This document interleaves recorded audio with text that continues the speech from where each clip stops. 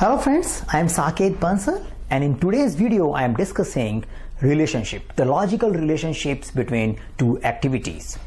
Now for our precedence diagram method, let's look at an example of two activities.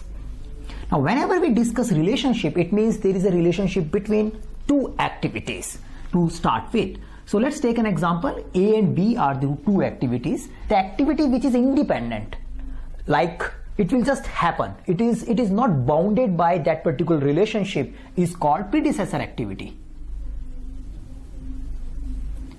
Now the activity which is dependent and where the rule is applied is called successor activities. Now whenever we apply a relationship, this is the activity which is getting constrained by that particular relationship.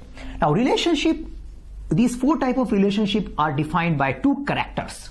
The first character represents the state of independent activity. The second character represents the rule which we have to apply on a successor activity. How? Let's take a finish to start. Now this represents once the activity A is finished, the activity B can start. So this second character is a rule which is getting applied to an activity B, and first character is showing the state of the predecessor activity. Second example, finish to finish. What does it mean? It means the activity B cannot finish. Now F means it is going in the finishing stage. So activity B cannot finish till the time this activity is not finished. So A is still independent, but B cannot finish till the time A is not finished. Start to start. Now this represents the activity B again cannot start. S represent cannot start, F represent cannot finish, S represent again cannot start. So it cannot start till the time activity A is started. The final one, the reverse of finish to start. Start to finish. Since there is F, means I cannot finish. The B cannot finish till the time the A is started. So these four characters are important in order to visualize the relationships. You should remember the second character always impose the rule on the successor activity, and first character shows the state of the predecessor activity. Now let's get into the details of all these four relationships. The first one, which is finish to start. Now this is the most common relationship type which is used in our various projects. Here we are showing that there is an activity which is getting performed by the team, and we cannot start the next activity till the time this activity is over. So for example, I am working on design. I cannot start the development till the time this design is over. So again, the relationship is Fs. I cannot start, so the start time will get driven by this particular relationship till the time this activity is finished. Let's take some numerical examples. If it takes 5 days to design, then this particular design activity is starting on day 1, finishing on day 5. And if I say the relationship between design and development is Fs, it means I can calculate the start time because S. So I will calculate the early start time of the next activity, which would be day 6. So as this activity is over, the next day I can start with the development. S makes us calculate early start. F drive the calculation of that early start. To take it a case further, you may have lead and lags in this particular example. How they impact? In case of a lead, you may write fs minus x days, which represent that if this particular activity is taking 5 days, you don't have to wait till the end date, but you can start 2 days in advance. So if I write fs minus 2, it means rather than starting on a day 6, I can start on day 4. So we have 2 days of overlap, 4 and 5. So the fs minus 2, which represent that relationship still exists. Relationship is again finished to start relationship, but since there is a minus 2, it represents that you can run ahead. You can run 2 days ahead in this relationship.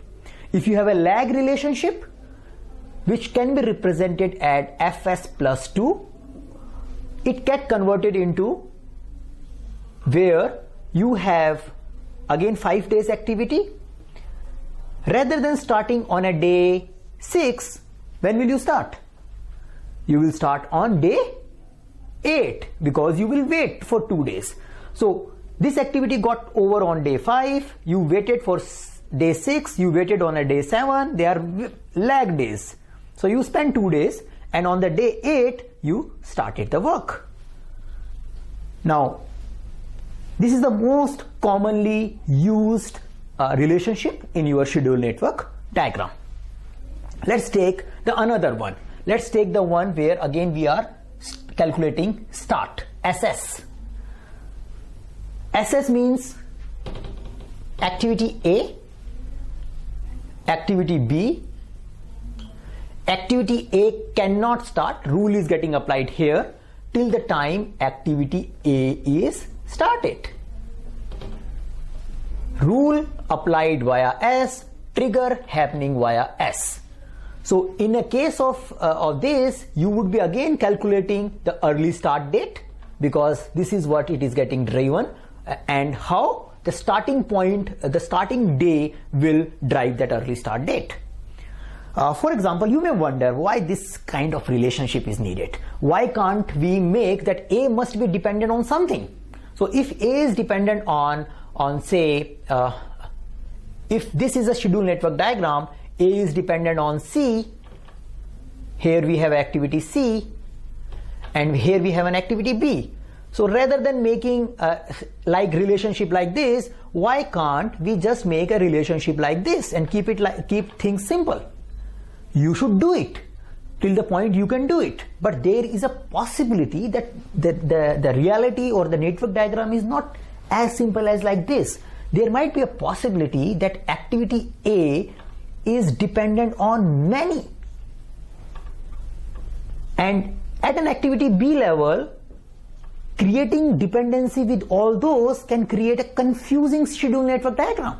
So rather than tracking all these activities, I just track when this A is starting, and that makes my life at activity B simple. Now take an example. For example, that you are the in charge of security of some dignitary. So now as the VIP or the person will travel from point A till point B, you need to provide a security cover. Now the start time of that particular individual is dependent on many other activities. He is doing meeting with few people, collecting some data, analyzing few things, and after that he will start. Now you don't care about what he is doing, you don't even know what he is doing, you only care whenever he will start traveling from point A to point B, I need to provide a security cover. And that becomes like a start to start relationship between two activities. Now let's take some numerical examples. So this was a theoretical background of it. So an activity A which takes 5 days, start on a day 1, ends on a day 5. Activity B, if it has a start to start relationship, it will also start on the day 1. As this activity is starting, this activity will also start. Simple. Now you may have a lead and lag here also. If you have a SS minus 2 days, it means that if it can start 2 days in advance than the activity A. If you have a lag, SS plus 2 days, it means that you need to wait for 2 days before after the activity A gets started. So lead and lag can be applied here also. The calculation point of view, for example, in FS relationship, the day was finishing on 5, but you were starting on a day 6. So you were starting the next day. In case of SS relationship, start to start relationship, that next day concept does not exist. As this guy is starting, I am also starting. So on the same day you are starting, provided there is no lead or lag, but it makes the calculation simple. And if it is, since it is S, you need to calculate the early start date only. Now in these two examples, we have seen the dependent activity, the successor activity was constrained by starting, FS, SS. And since it was constrained by starting, we were calculating the early start date because that was the only a number which was getting constrained because of this relationship. In the next two relations, we will look at finish level constraints. Now, finish to finish. What does it mean? Two activities.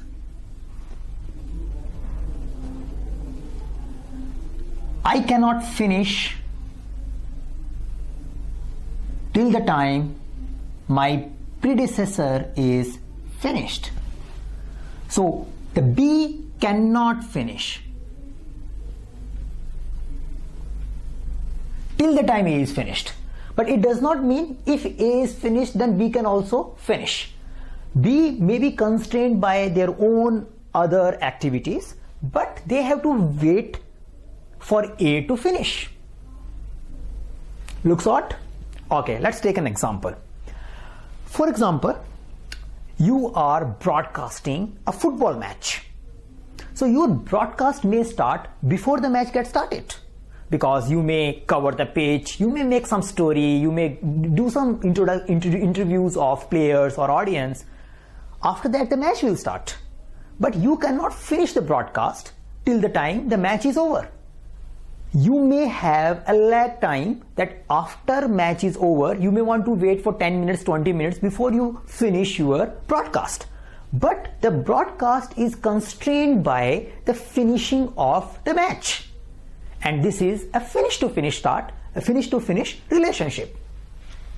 Now when we are in this kind of relationship, the dependent activity is always independent because match is match. Match doesn't to do with the broadcast. Even you stop broadcast, they will still play.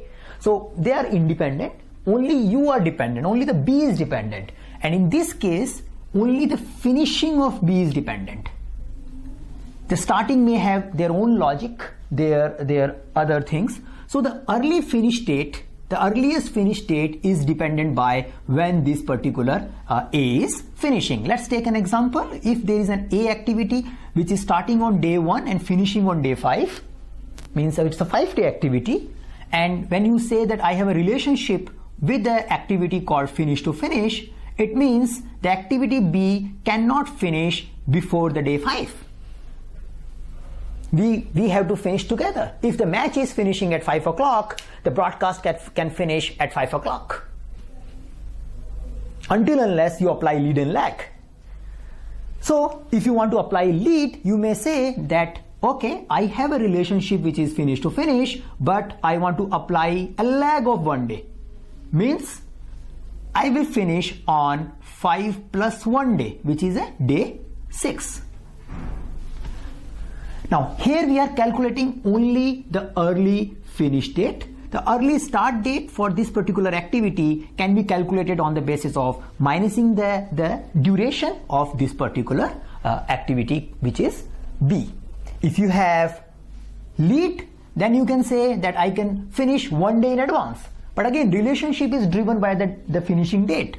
So in case of lead, you will write FF minus 1 day, and then your finish date would be 4. So this is the third type of relationship which is needed for our precedence diagram method. Let's look at the fourth type of relationship, which is the most confusing relationship out of these three, and which is called SF. start to finish. It's a reverse of FS. In this activity, the independent activity A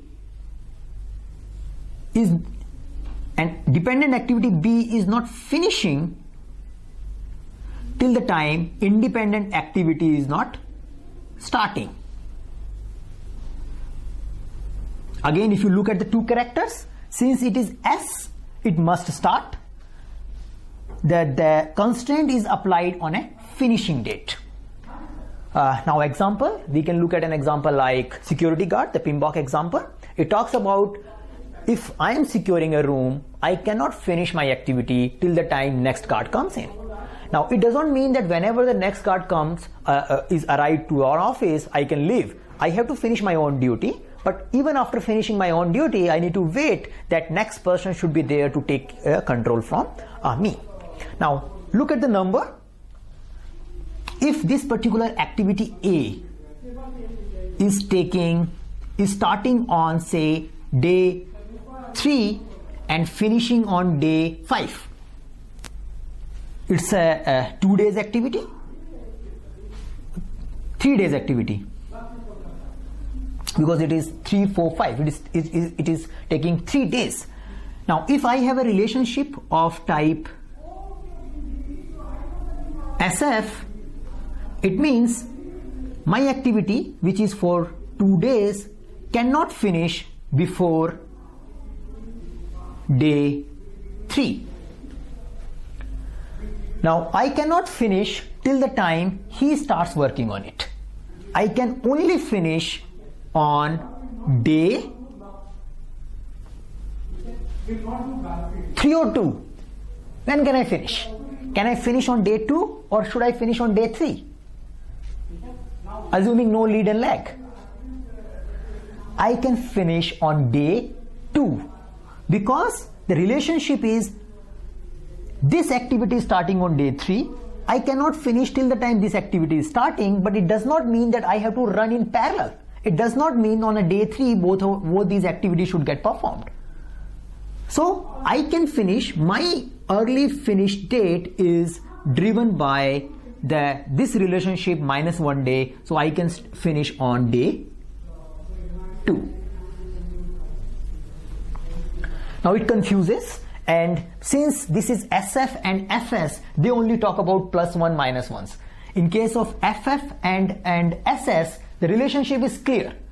We are starting together, we are finishing together, but here I can't finish till the time you start. And that is why we need to keep a 1 day counter in mind that, okay, I would be finishing, and if I know that this guy is starting just after I am getting finished. So these are the 4 type of relationships which are used in precedence diagram method. If you have any follow-up queries on these relationships or anything related to project management or PMP certification, please visit our forum.izenbridge.com, and let us know, post your queries, participate in discussion. We will try our best to help you out in your certification journey. Thanks for watching our video on relationships type.